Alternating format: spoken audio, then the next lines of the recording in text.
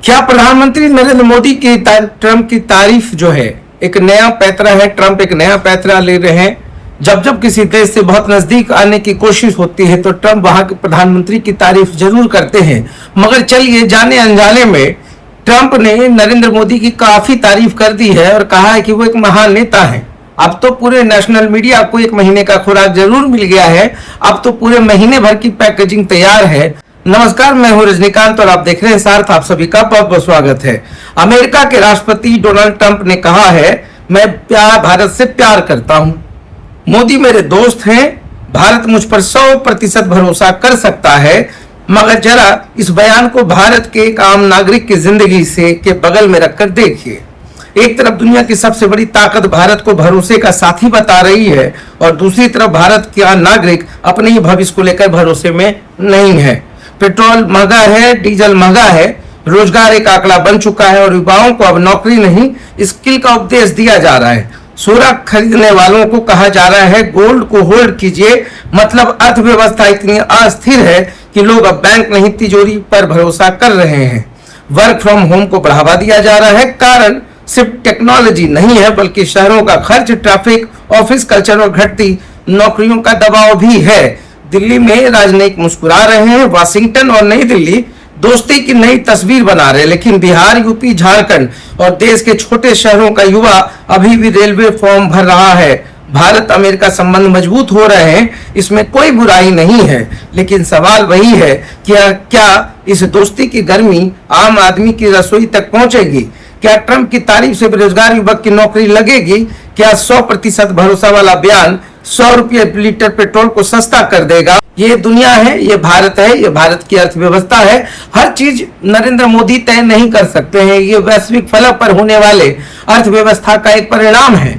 जो पूरा एक वैश्विक संकट है उससे हर देश जूझ रहा है। मगर हर चीज में आलोचना करना भी ठीक नहीं है। मैंने तंज भरी बातें जरूर कही है, मगर उस पूरे अर्थव्यवस्था के इंफ्रास्ट्रक्चर को मजबूत करने के लिए कि हम तैयार हैं। पेट्रोल डीजल का दाम बढ़ रहा है तो उसको घटाने की कोशिश की जा रही है। मगर अगर ना घटा, अगर विकल्प ही हमारा ईवी हो गया, इलेक्ट्रॉनिक्स व्हीकल हो गया, तो कितने पॉइंट्स खुलेंगे, कितने जगहों पर ईवी को फिल करने की व्यवस्था होगी, कितने जगह पर जंक्शंस खुलेंगे। सवाल यह है कि अगर वर्क फ्रॉम होम का भी कल्चर आता है या देश में जिस तरीके से पेट्रोल और अन्य चीजें महंगी होती जा रही है, सुधार के प्रोडक्ट्स महंगे होते जा रहे हैं, तो सवाल यही है कि आम नागरिक जिसका एक मिनिमम सैलरी 15 से 20 हजार है, क्या इस पूरी महंगाई में क्या उसकी भी सैलरी बढ़ेगी? अगर नहीं बढ़ेगी तो समान संसाधन को खरीदने में उतने सीमित पैसे में घर खर्च कैसे चलेगा? ये आम नागरिकों की टीस है। मैं ये नहीं कहता हूं कि मोदी जी ने कुछ नहीं किया, मैं कहता हूं कि मोदी जी ने बहुत कुछ किया है। आप देख लीजिए कि सिर्फ बंगाल में झाल मुड़ी खाया तो बंगाल में सब कुछ गर्दा हो गया। एक लक्षद्वीप चले जाते हैं तो डेस्टिनेशन बदल जाता है। एक मेलोनी को मेलोडी खिला देते हैं तो मेलोडी चॉकलेट की दाम और उसकी मांग बढ़ जाती है। मोदी जी सच में बहुत बड़े जादूगर है, इसमें कोई शक नहीं है कि महान नेता है जैसा ट्रंप ने कहा है। मगर इस महानता की सूरत में भारत की भी अर्थव्यवस्था को देखनी होगी। आम नागरिकों के दर्द को भी समझना होगा। अगर दाम बढ़ रहे हैं तो तनख्वाह भी बढ़नी चाहिए। बेचैनी तो वहीं पर है कि इनकम अगर कम है और एक्सपेंसेस ज्यादा है तो उसको एक आम नागरिक, एक मिडिल क्लास फैमिली कैसे फुलफिल करेगा? यह सवाल आम नागरिकों का है। और मुझे लगता है कि डोनाल्ड ट्रंप पर कितना मोदी जी भरोसा करेंगे तो आने वाला वक्त तय करेगा। मगर ट्रंप की एक स्ट्रैटेजी रही है कि जिस देश से नजदीकी चाहिए, जहां से संबंध बहुत अच्छे करने हैं, जहां से व्यापार बहुत अच्छे करने हैं, वहां के प्रधानमंत्री की तारीफ किए बगैर ट्रंप नहीं रहते हैं। तो इस पूरे स्टेटमेंट को, इस पूरे संदर्भ को समझने की कोशिश की जा सकती है।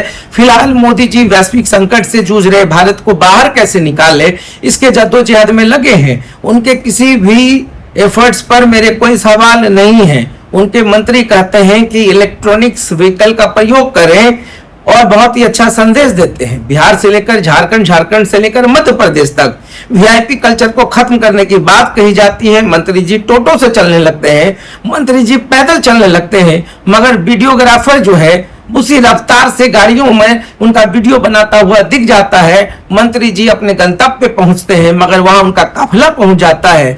तो यह कैसा संदेश है, इस पर भी मेरे सवाल हैं। हम किसी के नियत पर सवाल नहीं कर रहे हैं, बस हम ये कहते हैं कि जो संदेश आप देना चाहते हैं उसमें क्लैरिटी हो।